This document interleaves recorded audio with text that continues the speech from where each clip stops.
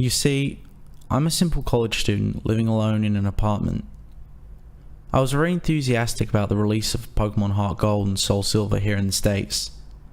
I've purposely locked myself out of all media and the internet aside for school purposes. That means no 4chan, no V, no Bulbapedia, etc. As I was busy with the school year, and being poor at the time, I wasn't able to buy Soul Silver on its launch date. After my school year ended, I ordered Soul Silver on Amazon. However, it would take a week for it to arrive. I decided that during that time, I would replay my Crystal version on the Game Boy Color. However, I realised that long ago my mum threw it away because I told her that the save went dead, and I was quite upset about it then. She also threw away my Silver version, so all I have is my Game Boy Color. As such, I set out to GameStop and bought a used Silver version, as it's the only Pokemon game left that they have for the Game Boy Color. $10, fairly cheap. I went home and started it up for a nostalgia trip. However, that's where things started getting bizarre, and most likely the reason why you read this. The Game Freak logo started up as normal, but it just froze there. I thought the cartridge just errored or something, so I turned it off and on. The same thing happened. I tried pressing A, start, over and over, all the buttons, but eventually the logo vanished and there was a black screen for about 5 seconds. Suddenly, rather than going to the usual menu screen, I was already in the game in a previous saved file, which was odd, as I was expecting all of these carts to be wiped by the poor battery. Either way, I wasn't complaining, as I would have chosen the continue option to see what the previous guy did anyways. First off, I checked his trainer information. His name was just ... He didn't have much originality. I checked his profile and apparently he had 999 hours put into the game, with all 16 badges, 999,999 Pokédollars, and all 251 Pokemon on the Pokédex. Seeing as he apparently had Mew and Celebi logged also, I am guessing either he used a Game Genie or was a really hardcore Pokemon player back then. I checked his Pokemon to see what a badass team he had. To my surprise, I saw 5 unknowns and a 6th Pokemon named Hurry. I'm thinking this must be some cruel joke by the person who last played this game, but I decided to check the profiles of those Pokemon anyway. As I expected, they were different letters of unknown, all level 5. I was a bit shaky with my unknown alphabet at the time, but I identified the word spelled out to be leave. As for the 6th Pokemon, it turned out to be a Cyndaquil. Mind you, this was before there were individualized Pokemon icons. The Cyndaquil looked normal, but it was level 5 with only 1 HP, with only 2 attacks, Leer and Flash. I don't know why they named him Hurry, but at the time, I just disregarded it. The most eerie thing was that despite my volume being at max, none of the Pokemon he had said their usual cries, just pure silence. Having enough of the team, I closed it. I was parked to what appears to be a room inside of Bellsprout Tower. However, just for some reason there were no NPCs around. Even more eerie about that was the pillar. In the middle, it didn't move at all, as if it was just leaning on its side. There was no music at all either, and there was no exit or ladder. Or at least, I thought there wasn't. I walked around for a few minutes, but couldn't seem to find a way out. This was certainly not a room I've seen in the Bellsprout Tower before. I tried checking my items for an escape rope, but the bag was completely empty. There wasn't any wild Pokemon either. Finally, I managed to find a ladder, which turned out to be behind the pillar. The screen turned black and the music finally started playing.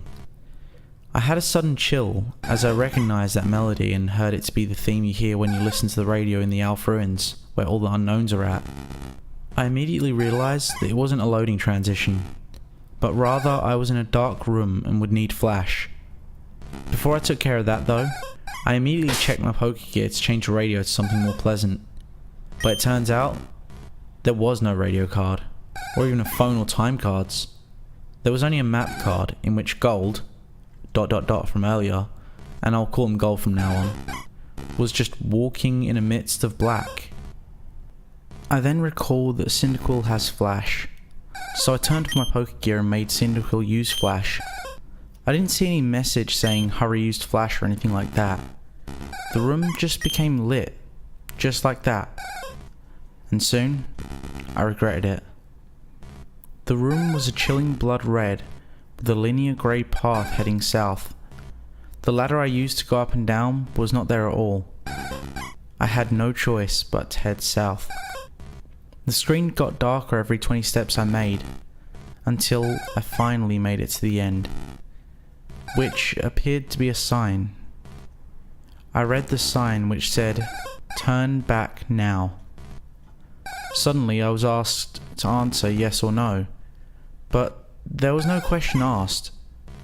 I chose yes, as I don't know what it was asking, and then the screen went black again, making a ladder climb sound. The unknown radio music stopped, and in a few seconds was replaced with the not as creepy poke flute radio music. I was in another dark room, but I held my breath and used flash again. Suddenly it said that Hurry had fainted, which was odd since I recall there were no status conditions like poison on him, and I clearly was in battle.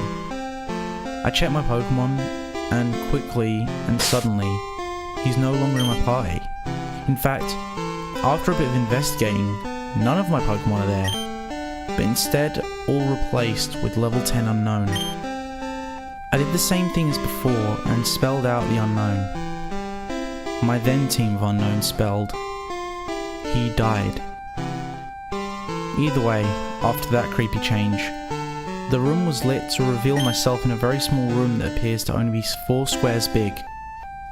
The walls of that room were grey bricks, as if I was inside something that was hollowed out. Outside the room appears to be a bunch of graves similar to the ones in Pokemon Red and Blue. I walked around that small room and pressed A, but nothing happened. I had already concluded that this was clearly a hacked game, and some sadistic fuck sold its GameStop. However, my curiosity kept me going. I checked the trainer profile of ... only to find that the sprite of Gold was missing his arms. He also seemed to appear less smug, but rather more sad and empty in a way that I don't know how to describe. For some reason, it also now happens to have said that he has 24 badges, which is clearly impossible. After a few minutes of aimless wandering, my character suddenly spun and did the escape rope spinning animation. Instead of flying up though, my character spun downwards slowly, as if sinking. After that, the music stopped. After finally landing, the overworld sprite of Gold is coloured differently now. Instead of the usual red colour he dons, he appears completely white now, including his skin. It's as if he came straight from the colourless Game Boy games placed into a coloured background of the Game Boy Color. I checked his profile, and now, while as white as his overworld sprite, he lost his legs and has what appears to be bloody tears from his eyes. It also says he now has 32 badges, which now starts to disturb me as this change of number seems to represent something important. I also checked my Pokemon, which this time contained 5 unknown and a level 100 Celebi without a nickname. The unknown are this time leveled 15 and spelled out dying. I checked the Celebi's profile. It was a shiny Celebi, except there was only half of the sprite. 1 leg, 1 arm, 1 eye. It only had 1 attack. Perish Song. The area itself was the Sprout Tower, with the immobile pillar as before, except everything is apparently red now. I walked north for what felt like forever. Eventually I finally encountered some generic men and women NPCs. They were all lined up to the side, just facing along the slantish pillar in the middle. They were also white, and nothing happened when I tried to speak to them. I kept on going north until eventually the pillar finally appears to be chopped off, with a transparent red in that spot. I went up to red, and without even pressing A, I was suddenly engaged in a final battle. The music starts again, which it sounds like the unknown Radeon music again, but played backwards. Gold's battle back sprite matches his one with the bloody eyes, white skin and lack of arms, while Red sprite was the same as before in Gold, Silver and Crystal, except transparent. The text simply said, "wants to battle," as if he had no name. And both of us only have one Pokemon each, which is weird as I swore I had 6 with the unknowns. My shiny Celebi came out conveniently with half a sprite for the back sprite also. The shiny noise and animation was different, as the sounds it made sounded like multiple screech attacks used consecutively. Red sent out a seemingly normal male Pikachu, except he's level 255 and his sprite seems sad and tears in his eyes. Rather than the usual fight item Pokemon run menu, I was only given the option to use the attacks. Since Celebi only knew one, I chose it, naturally. Since Pikachu was level 255, he went first. Pikachu used Curse, lowering his speed and increasing his other stats. I'm not even sure if Pikachu could use Curse. Celebi used Perish Song. In 3 turns, both Pokemon get KO'd. Not like I have a choice. At this point, it didn't even go back to the fight menu, as the battle just continued without me. Also note that there were no animations at all for some reason. Pikachu used Flail, which didn't do much damage despite his level and boost as his health was maxed. Celebi used Perish Song. Nothing happens as it was already used. Pikachu used Frustration, which did a shit ton of damage, knocking Celebi down to less than 10 HP. Celebi used Pain Split, which surprised me as Celebi didn't even have that attack in the first place.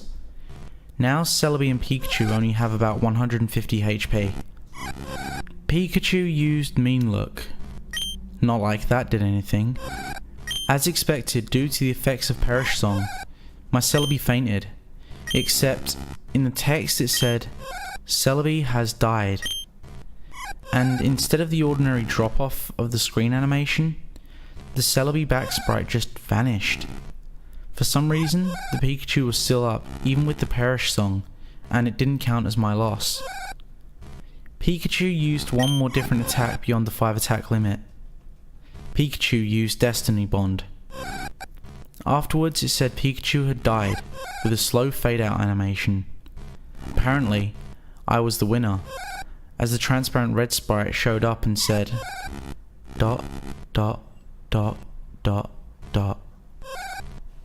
At that point, I just freaked out, as that transparent red sprite was suddenly beheaded, leaving nothing but his transparent body. The battle then ended, and at that point, faded along with the music. I'm back in the overworld, with another change to Gold sprite. He's now as transparent as Red's overworld sprite. I quickly checked Gold's profile, where this time the only thing that remains of him is his head with a transparent skin. The head was zoomed in a bit, showing a black void in his eyes. It now stated that he has 40 badges. I then backed out and checked my Pokemon. They were all level 20 shiny unknown, which spelled out no more. I was at what I now know is next to the end. There was apparently no music playing, but for some reason I felt like there was something that could be heard. I was back in my room in New Barktown. Maybe I finally get to play this game properly, but who am I kidding? I knew that sadistic fuck must have done something.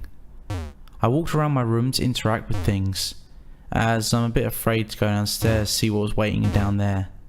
Note I said walked, as while the background was moving, Gold was not moving his transparent limbs at all. He was just floating like those ghosts you see in Diamond and Pearl. As expected, the radio, computer and TV did not work, so I had no choice but to go downstairs. I ended up in the same lower level room of my house. Everything appears normal except Mum isn't home. After failing to interact with anything in this room, I decided to go outside. To my surprise, the door leading outside at the south didn't work, and instead I just walked straight through it into a void. I continued moving south to see what the fuck was going on. My house vanishes as I head south into the void. It was creepy, as when I entered the void, the outline on Gold's transparent sprite turned into a white contrast with pitch black. Eventually, I reached a white area, and Gold's sprite turned back to black and transparent again. I continued south without thinking or stopping at all. After a long trek south, I finally encountered something. It was Gold's regular sprite. I talked to it, and he said, "Goodbye forever, ... and vanished. As that happened, it said, ... use nightmare, which at that point, I would not deny that being possible. Gold did another escape rope animation, spinning slowly downwards like before. I'm now back into that small hollowed out room surrounded by graves earlier. Or at least, I say I was back there, as there's no sprite anymore. I tried to walk around, but nothing moved, not even a wall bumping noise. I checked my trainer profile, with absolutely no gold sprite left. It said I have 0 badges, and all the pictures of the Johto gym leaders at the bottom were replaced with skulls. I checked my Pokemon, which were all level 25 unknown. As expected, it spelled out a phrase I dared to read. I'm dead. As soon as I went back to the overworld, the room I supposedly was in was covered with the same blocks as the walls. I then figured out exactly what the room was when the final text said, RIP ... That room was a big grave surrounded by other graves. Gold has already been dead. He died presumably a few years after he defeated Red. He was a young trainer who, despite his efforts in collecting so many badges and attempts to becoming a Pokemon Master, was still unable to avoid the inevitable fate of death, and his efforts were eventually forgotten by the next generation. I was unable to escape from that text no matter what I pressed. I tried resetting the game and the same thing happened, at which I finally decided to give up on that horrible nightmare. After that experience, I'll never look at the gimmick of Unknown the same way again. They say only the first generation folks have tales and legends, but the second generation has shown me how unpleasant the truth can be. I eventually enjoyed Soul Silver immensely, but I still can't unthink what that rigged game has told me.